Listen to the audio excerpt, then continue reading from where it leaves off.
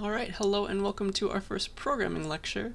These will be a bit more informal. I didn't make the slides all pretty, but we're going to build this PowerPoint together in a sense. So here are my goals for you. These are more for me than for you, so read them if you feel like it.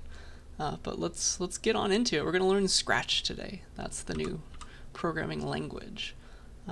So first let's talk about what is a program, or what is an algorithm. So let's define these things.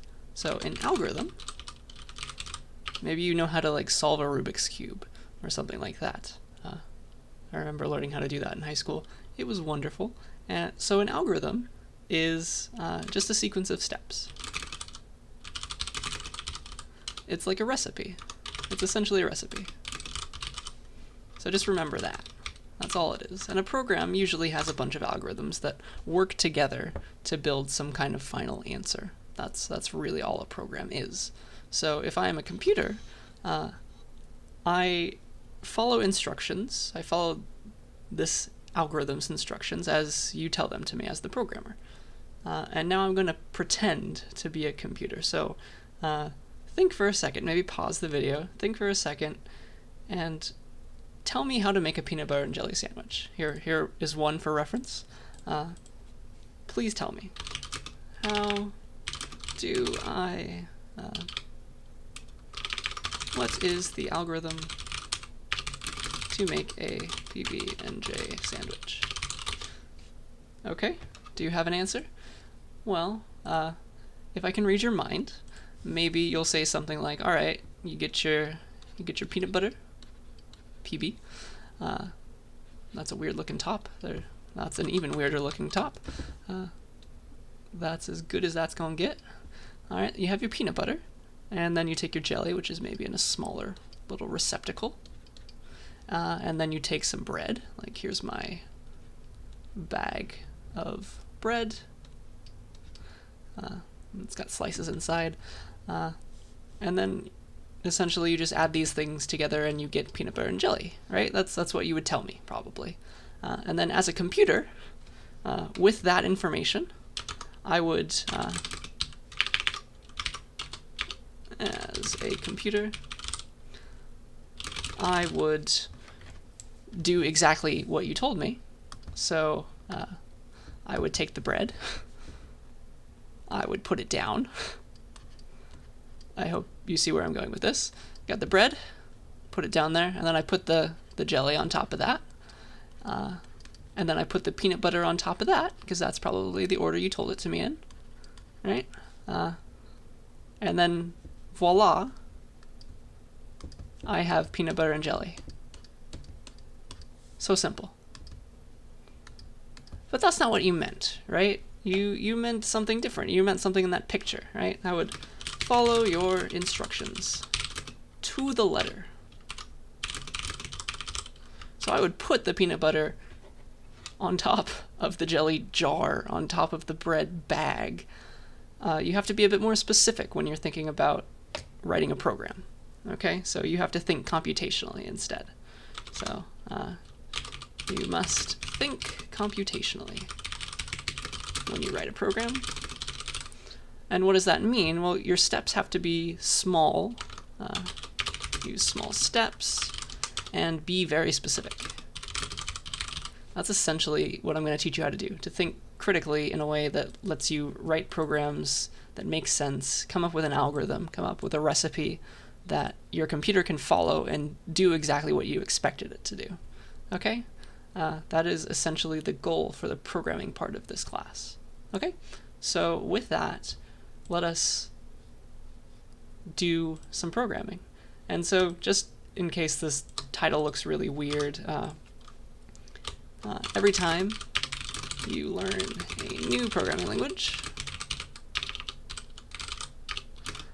it is tradition to write a program.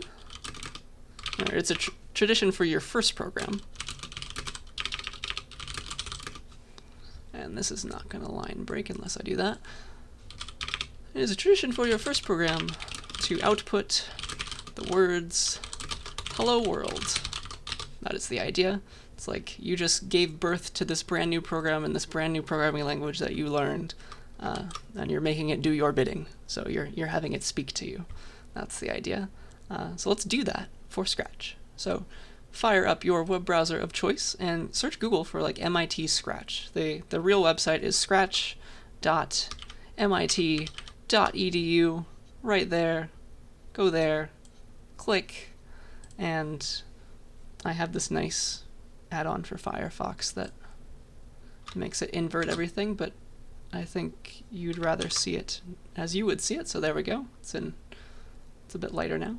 So go ahead and just click Start Creating. So this will take you to this particular website, scratch.mit.edu/random stuff. And I encourage you to watch these tutorials. Just play along. It's fun. And yeah, we're going to get started.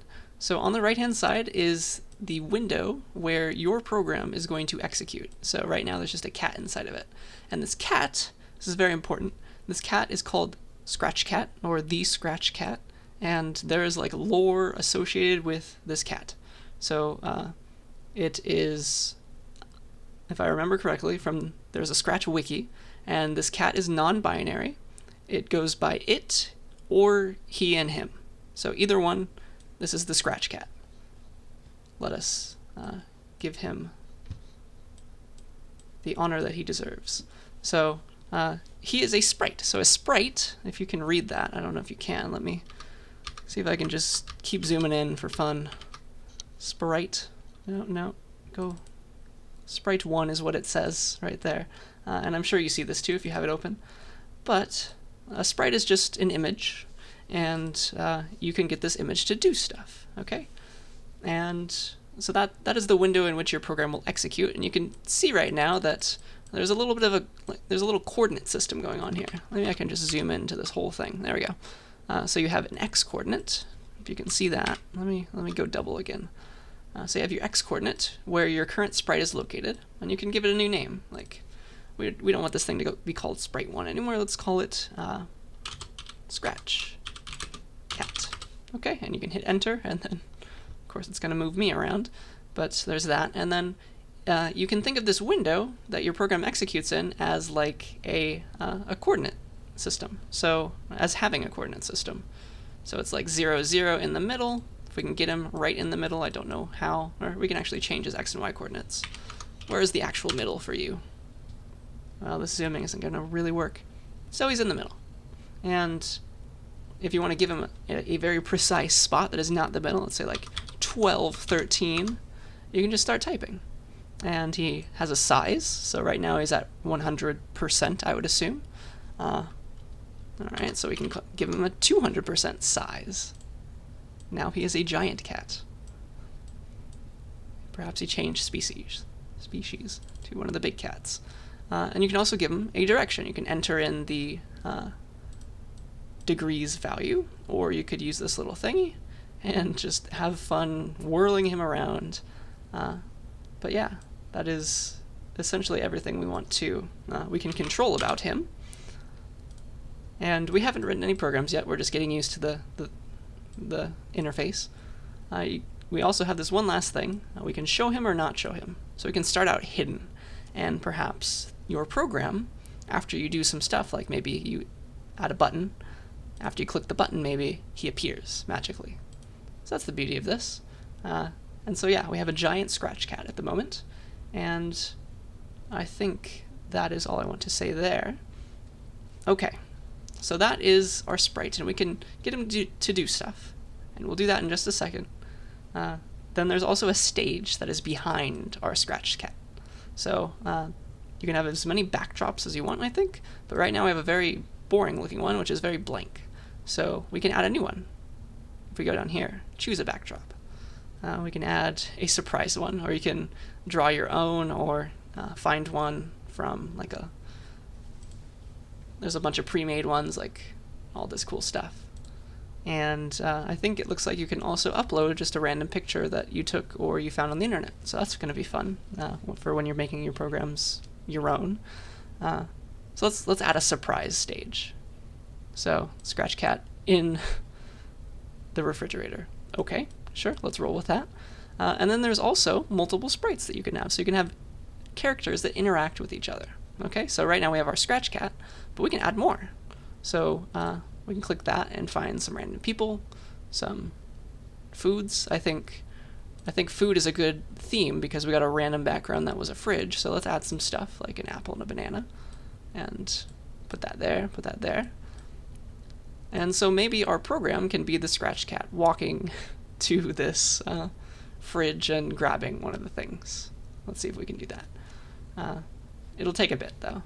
So the real main thing, our goal for today, is just to get used to the interface and then use some motion-based commands to move our sprites around on the screen. So let us do that. So each time you select a sprite, you can write a program that affects that one sprite. So let's select our scratch cat so that we can write a program in this middle stage that affects the scratch cat. Okay, so now we can go to the left. We've got all these different things, and looks like we can add more maybe if we wanted to. But we'll stick to these defaults for quite a while. And so we have all of these options. This is our program, and so if you remember from last lecture, the idea is that you're going to build blocks, okay? Maybe before this, we'll just make it a blank. Oh, come back. We will just make it a blank slide. And so the idea is, I just want an excuse to use this pen. The idea is we're going to make a bunch of blocks and we're going to add them in one by one. Boop, boop, boop, and they're all going to fit together and do cool stuff.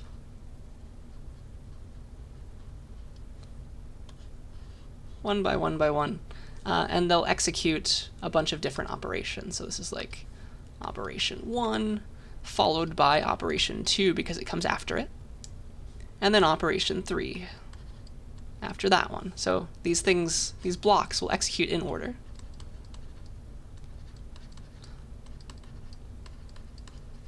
And whenever I say execute, that's just fancy programming lingo for run. Okay? So these blocks will be our program, and they will run in order. So first the operation 1 will happen, then the operation 2 will happen, then the operation 3 will happen. That's the idea. And that's what we want to do. So we can get our scratch cat to move by using this block. We can drag it in here. We can get him to turn by dragging this block. But I promised you hello world first, so let's move down to the looks block and say use the say block. Let's drag that out here, let go, and it looks like I can zoom in a little bit. I think you'll prefer that if I do it, so I'm gonna. And okay, that resets it. So I'm well zoomed in now, and so here's my block, and we don't want to say hello, we want to say hello comma world because that's what I promised you. Hit enter, and now I believe if we simply click the block, it will run the program. It will run this one block. It'll say hello world. Beautiful, right? But that's kind of cheating. So maybe we'll have 2 blocks. And we want to run both of them, one after the other. So we'll say hello for 1 second, or maybe hello and a comma. And then maybe we'll say, get this one away. Let's actually delete this one. So I'll select it and hit the delete button, or the delete key on my keyboard. And then we'll say hello, and then we'll say worlds, exclamation point, for 1 second. Okay. And so now, if you click the first one, it'll start running the program. So it'll execute this first block, saying hello for 1 second, and then it'll change and run the second block, execute world for 1 second. So let's have this wait a bit longer, actually, so that you can see the difference. It's running the first one, then it changed and it runs the second one. So we just said hello world. Isn't that beautiful? Normally, you want just a spot to start your program. You want a place where it happens, and in Scratch there's this green flag kind of thing. There's this go button. So that's what we want to eventually use. So let's add a new blank slide. So let's say this. In Scratch, we need an event to start our program. So really, clicking on a block to run it is considered cheating. So we need a new way to start our program, and usually we're going to use that green flag to start out with. So we'll use the green flag to start our program.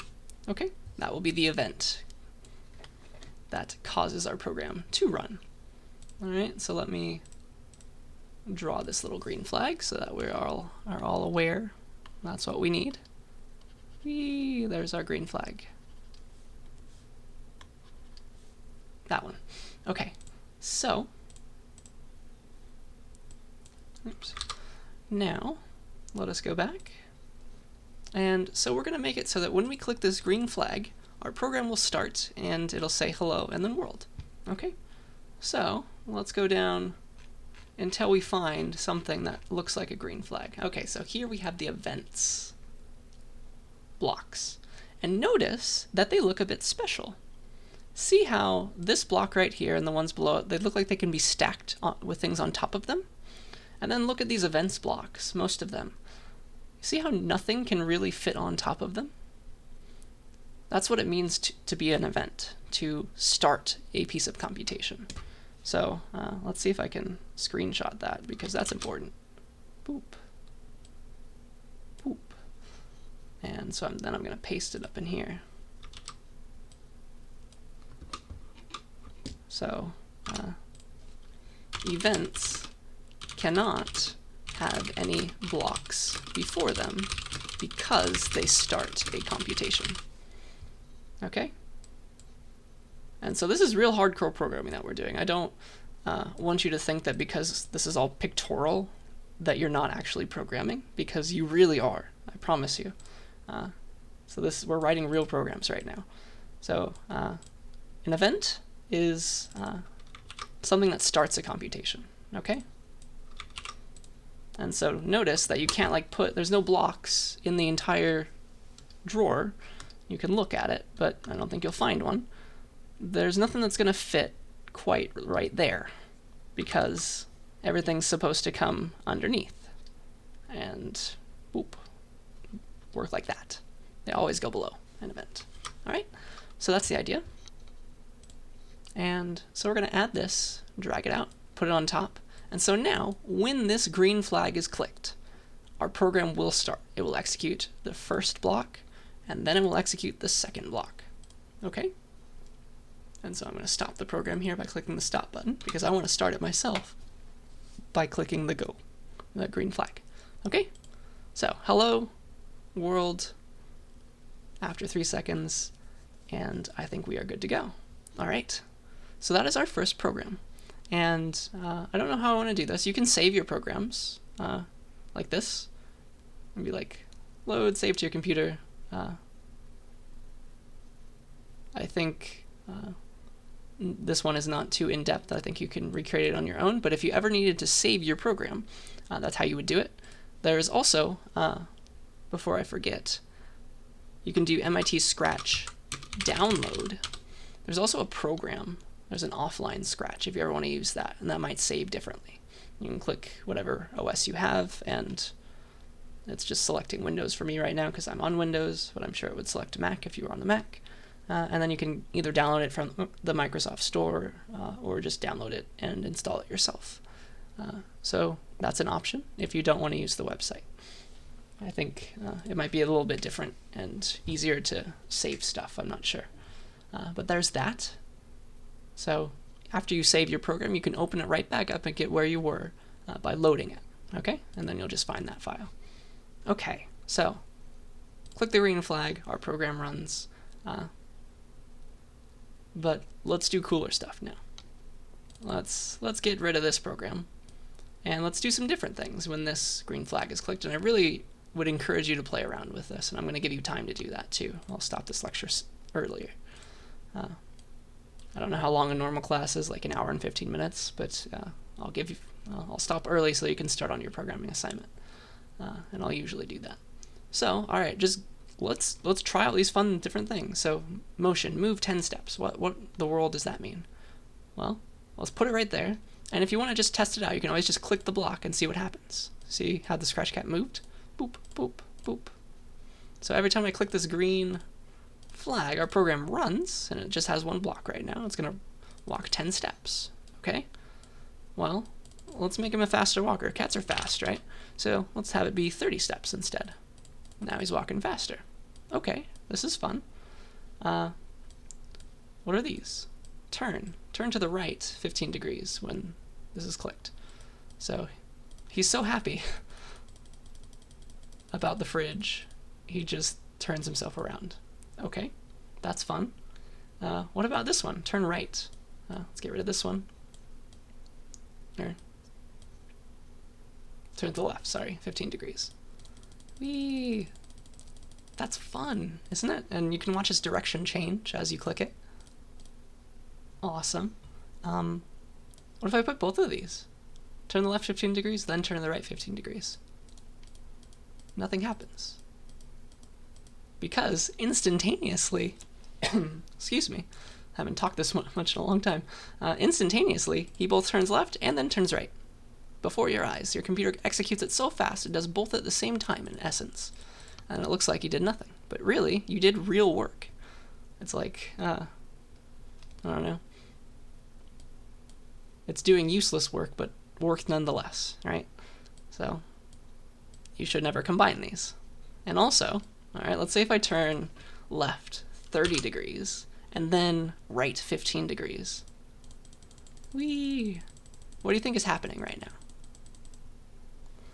Well, 30 degrees to the left plus 15 degrees to the right averages out to just 15 degrees to the left again.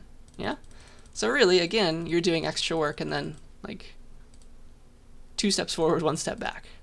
That's the idea. Okay? So there's that. Okay. And if you're ever done with a block, you can just select it, click it once, and then hit delete. You can also right-click and go to delete block, duplicate, things like that. Let's get you back to normal Scratch Cat. There we go. And you have some other options, it looks like. Left, right. Don't know what that does. Do not rotate. So it looks like you can disable rotation for certain sprites. That's interesting. So we're learning this together. All right, now, okay, what else do we have? And I really encourage you to play around with this because that's how you learn. Go to a certain place. So random position sounds fun. Okay. So every time I click this, a random place, a random coordinate in this coordinate system, because really, we have our cat, for sure, but deep down, behind everything, there is a grid. Right? We have our nice little Scratch Cat. I don't even remember what he looks like, but that's our cat. Let's pretend. Looks like a cat that's sitting. Or maybe a lion. But behind him,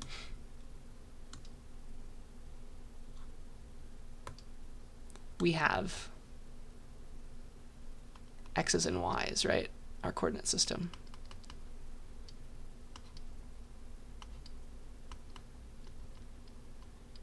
And so always our cat is at a certain spot. It has an X and a Y coordinate associated with it, as does every sprite in our program. Oops. Wrong browser. Now, so a random position is picking a random X, if you see it here, and a random Y, as you see it there. Okie dokie. And that looks like fun. All right, go to mouse pointer. Now this one isn't going to work very much because my mouse pointer is always at this green flag, and if I move it ever so slightly as I click the flag, it'll move the sprite differently, but this particular go-to block, go-to mouse pointer, will only ever make sense usually when we use a different event. And I encourage you to play around and find one that'll have it follow your mouse pointer. But this event, as it is right now, we'll have to add other blocks in order to have this go-to mouse pointer do what we would expect it to do. And then also, because we have other sprites on the page, we can go to those. So let's put our Scratch Cat way over here, and now our program brings him to the apple when we click the start button. So we snap right to the coordinates of the apple, because if I click the apple, coordinates are 197, 79, and now because I click the program to start, it changes those coordinates of the Scratch Cat to be that one. And so the beauty of that is we can go to the apple, we can go to the bananas, plural I guess, and okay, that's quite nice, because I think our end game, right, our program, we want the Scratch Cat to go to this refrigerator, grab something, and leave. So it would be helpful to go straight to the thing, right? We'll come back to that maybe. And then you can specify exact coordinates. So let's pick that coordinate right there. Or we already picked this one right here, so apparently when we click it, we'll go back to where we were. So click it once, we go there. Click it twice, we're already there, so we don't move. Okay? And, okay, all right. Now, if we start here, what if we want him to end, like, there? So, notice how when I move this Scratch Cat, these blocks, they change. So, if we were to drag it out, the current coordinates associated with our Scratch Cat would affect the block. So, it would then move to this coordinate system, or these coordinates right here. Okay, so that's fun. Now glide sounds nice, because say I started over here, if I run the program, if we want him to glide maybe to the banana, we could say glide 1 sec to bananas. And so when I run this program now, it will start over here, because that's where that coordinate was, and then he will glide exactly to where the bananas are. Ooh, I like that. I like that a lot. Now, okay. Do we want the Scratch Cat to walk away with the banana? Sure, let's do that. We'll have him glide away from the, we'll have him glide away from the fridge. So we'll glide 1 second to this coordinate that I just chose.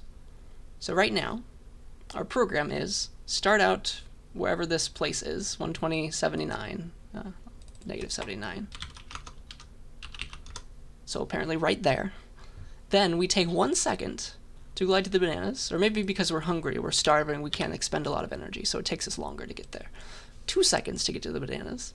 Then we will glide 1 second to that new place that I chose, which is apparently 164, negative 75, right there, which is essentially where we started.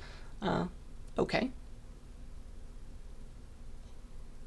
So you see what's going to happen. It's going to run these in order. That is our program. That's our algorithm. And let's see how it's going to do. So let me confirm that I'm still recording. Nice. Click. Gliding to the bananas. Takes 2 seconds to get there. And then we walk away.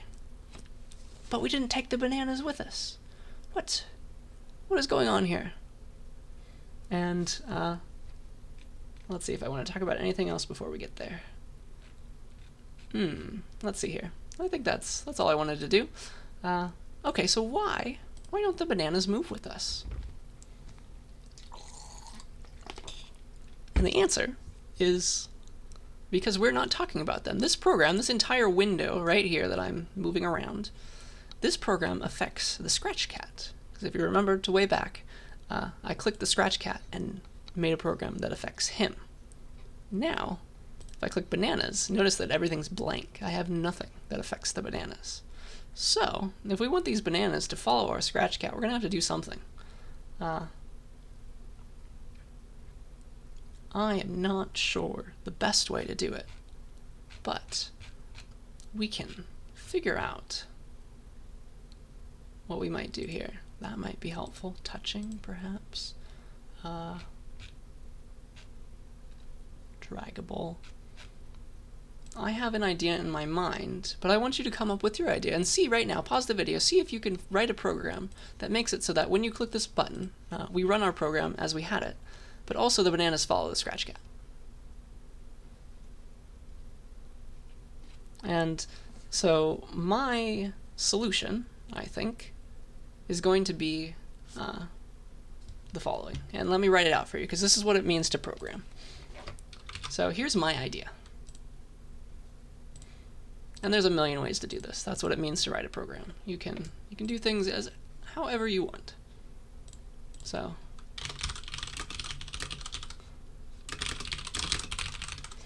here's how I'm going to move these bananas. So notice that it takes us 2 seconds for the scratch cat to get to those bananas. And after that, scratch cat's over here touching the bananas, and it takes him 1 second to move to this new location. So that's the scratch cat I'm talking about right now. Okay, so at what point should the bananas start moving? Not at the beginning of the program, because the scratch cat's still walking. I think the best time to grab the bananas and start the bananas moving is 2 seconds after this flag is clicked. Do you see that? Because 2 seconds later is the scratch cat finally here, because that's how long we told him to take to get to the bananas. All right, so I'm going to wait 2 seconds. Have the bananas wait 2 seconds to start moving. Because at that point, the scratch cat will be touching them and ready to move with them. Do you see that? Okay. So let's go here. And so we're also going to make a program that starts on the bananas when the flag is clicked. But the first thing that we're going to do, if you scroll down to control, we're going to have these bananas wait 2 seconds before they execute their own program. Do you see that? And if we debug, we can have the bananas talk to us and say, I'm ready to move, after 2 seconds, to just make sure that our program's working the way we wanted it to. So when the flag is clicked, both of these things will happen. This program will run, and this program will run. So the scratch cat will do what we told it to do. Start here, glide to the bananas, go back to that new coordinate. And then the bananas will wait 2 seconds and say, I'm ready to move. And that's how we know that we did it right. So you see, right when the scratch cat got to the bananas were ready to move. They said that they were. So that was the correct amount of time to wait. And now all we have to do is to get the bananas to follow the scratch cat. Okay? So now instead of saying I'm ready to move, let's say like, let's go, I don't know. And then right after that, or immediately after that, we will start moving those bananas too, to where the scratch cat's going. And we already know where the scratch cat's going because it's this block. Let's right click it and click duplicate. Oh gosh, I don't know if I can drag it over here, but I really want to. Give it to bananas, please. Can I do that? I don't think so. Can I copy it maybe? I just controlled C it. No, that didn't work. Oh yes, it did. So it looks like I think that was my copy paste. We'll find out. Or was it my dragging? Let's see. Okay, so I was able to drag. And so when I dragged that, it copied it there. So now I might have two, yeah. And notice that it has a little nice hint for you. It tells you what sprite you're currently controlling. So, the copy and paste didn't work, but the dragging did. So,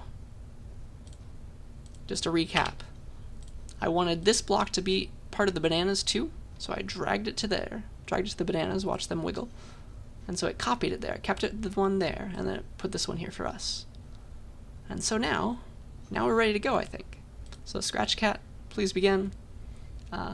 Oh shoot, the bananas need to start out where they began, didn't they?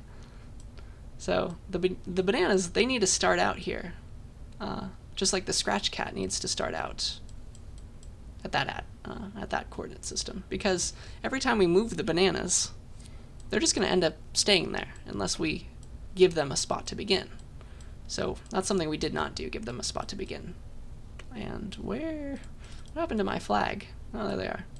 I copied way too many things up in here. There we go. So it looks like what we need to do with these bananas is start them out right there. And so remember that when I changed the location of the bananas, these go-to blocks changed too. So, new program. We'll have the bananas start at their spot. Start out the bananas in the fridge. And the reason we're doing this is because the bananas will move by the end of the program, and we always want the bananas to start out in the fridge. Okay? So we can add a comment that may make sure of that. So a comment is just something for the programmer to read, like this is not getting executed, it's just something we want to remember. The bananas need to always start out in the fridge. So that's for us to remember. And we can make that small maybe, or just leave it out. So that's a comment for you. And that's actually interesting and useful to talk about, because all languages have comments. Where do I want to put this? Right here's fine. A comment is a note for the programmer. It doesn't get executed. And now let's put this in a nice visible spot. And oops, that's getting cut off, so let's make it a bit smaller. There we go. That's what a comment is. Okay. And so yeah, remember that word execute, it's not like you're killing anything. It just means you're running the program. That's the lingo. You'll get used to it, I promise. Okay, so now the banana waited 2 seconds before moving, and then moved the banana to the same place as the scratch cat is going, and have the banana take just as long to get there. And this isn't just an idea, it's a sequence of steps, so it's an algorithm. Hey, hey. Beautiful, beautiful. Alright, so now, coming back here, we know what the scratch cat does. Starts here, or wherever it was, wherever this is, glides 2 seconds to wherever the bananas are, because it finds them, and then glides back to the end of the fridge. Okay, cool.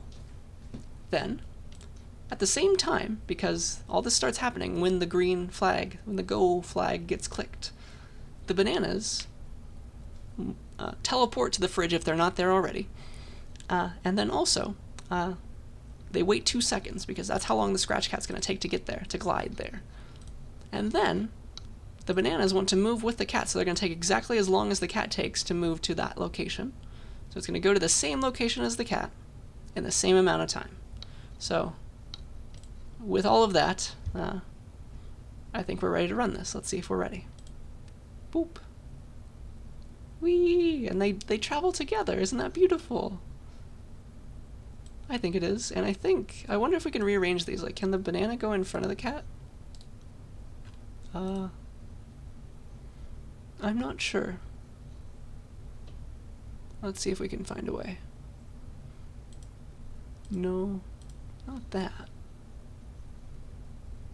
Bananas, I would very much like you to be in front of the cat, but I don't know how to do it. Well, at the very least, you know that they're traveling with the cat, and we'll figure out how to do that next time, maybe. And so this apple stays in the fridge, but the cat moves away with the bananas. And so now remember, when I click this button to start the program again, the cat will teleport to that original spot, which isn't very far from where he is right now. But the banana will teleport a long way. It will go to the fridge. So boop. Ah, what's going on here?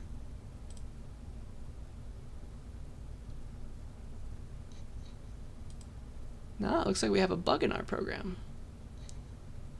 So now, because the banana started in a weird spot, it looks like the cat was remembering the old original location of the banana, so that's interesting. So that means this program isn't really going to work, unless the bananas start out in the fridge. So we kind of always have to make sure the bananas start right there before we run our program.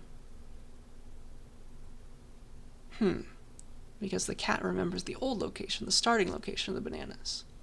So that's no fun. So we have to reset this somehow. Always. That's too bad.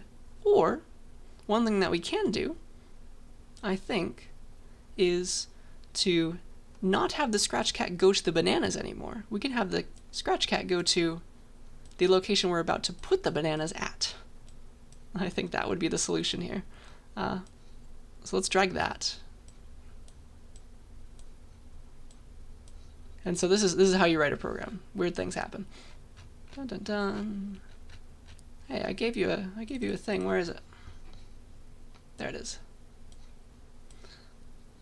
So don't glide 2 seconds to bananas. Glide 2 seconds to this location.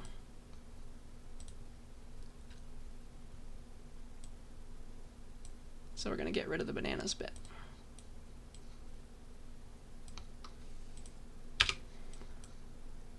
Glide 2 seconds to -176, -38, and then we'll glide away into the distance, into the sunset.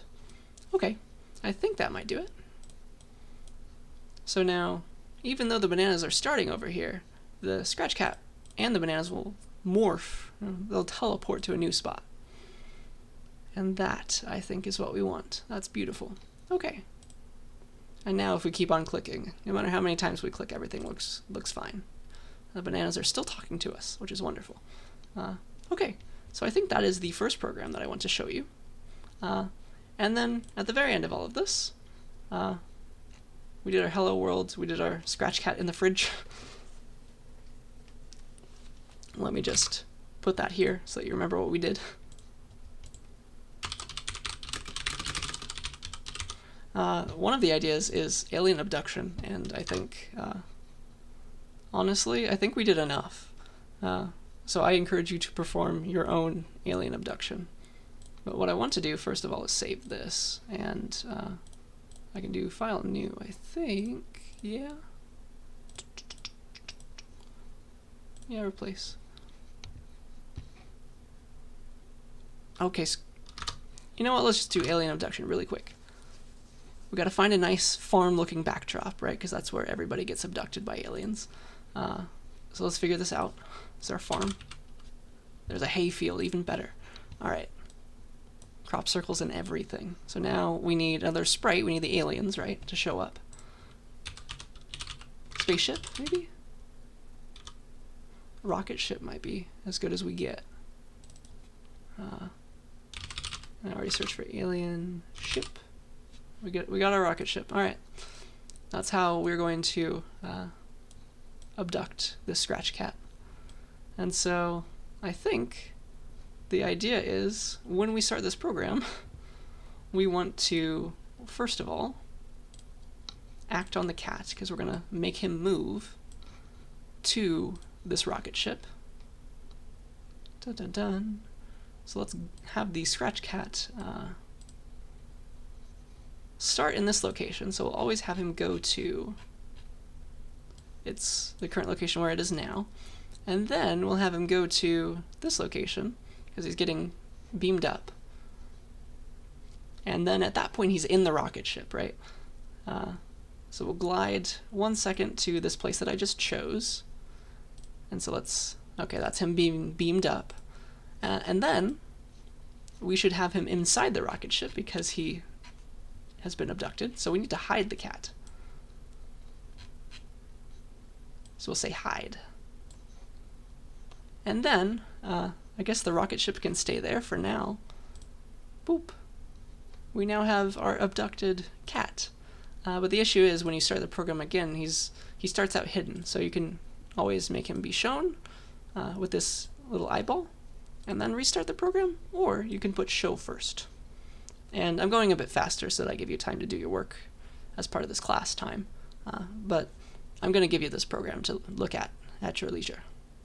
So first, show the cat if he's not already hidden, or if he's not already being shown. Go to that initial location, get beamed up into the rocket ship, and then we should probably make the rocket ship fly away, right?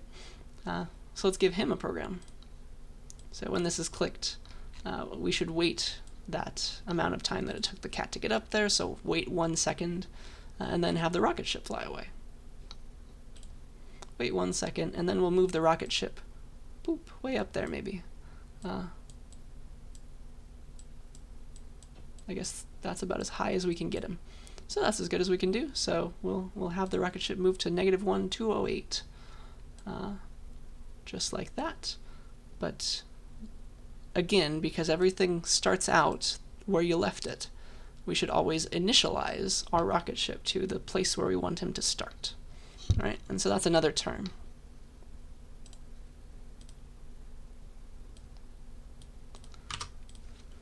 Initialization is very important.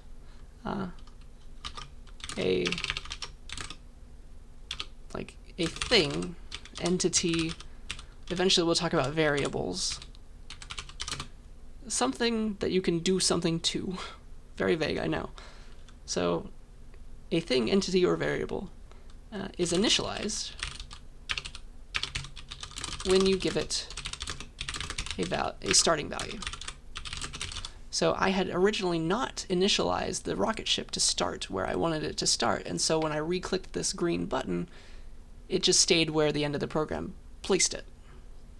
So that's not what we wanted, right? So just like the cat, we need to initialize the cat to be way down here even after the program ended because we want it to start over. You see that? Green button, boop, boop, boop. And oops, I said go to, and I wanted really to glide this. We want it to fly, not like transport, teleport itself. So we want to glide 1 second instead of go immediately to that spot. Whee! Okay, so there's our alien abduction. So our cat originally starts right there at at 13104, which is somewhere down here. Hopefully you can see my mouse. And then we glide 1 second to way up here where the rocket ship was. And then we hide. Okay? That is the idea. And at that point, the rocket ship takes over because these are two programs that run at the same time. Immediately after the green flag is clicked, the rocket ship is initialized to down here where we can see it, and then it waits 1 second until it can fly off after it has the cat. So it needs to wait 1 second to get the cat, because it takes 1 second for the cat to get there. I hope that you see the interplay between these different blocks. And then it glides 1 second off into the stratosphere. Beautiful. Let's all go watch X-Files now. Okay, so that is the second program that I wanted to talk about. We'll save that, and I'll upload that for you just to have a look. And that's Alien Abduction. And now let's go to your first programming assignment, and we'll be done with it. So here we are on the home page. I should have just gone straight to the modules. What you will be doing this week for your programming assignment, we'll call it Programming Assignment 0. Make sure to do your check-in survey too. Programming Assignment 0, you're going to go to a website that teaches you how to do some cool Scratch program. It's called Hour of Code. Okay, so you're going to click this link or go to hourofcode.com and find one of these activities. I tried Dance Party, it looks pretty fun. But find anyone that you like and do it. Because what's going to happen is you'll click Start, and then Start again, I guess. And you'll watch the videos, you'll do the stuff, you'll provide your age, and then you'll follow the instructions, and eventually you'll get to the end and you'll say, I finished, and you're going to screenshot that for me. That's going to be your proof that you did this. Okay, so you're going to upload an image file that is a screenshot of you completing the activity. So that is your first program assignment. I hope it's enjoyable. You get to choose whichever one you do, and I hope you have fun playing around with Scratch as well, because there's a lot of cool stuff that you could do. You can get very creative with it. So please enjoy that. I think that's everything that I wanted to talk about. Remember to do the check-in survey. And yeah, I think we have successfully completed our first week together. So good job.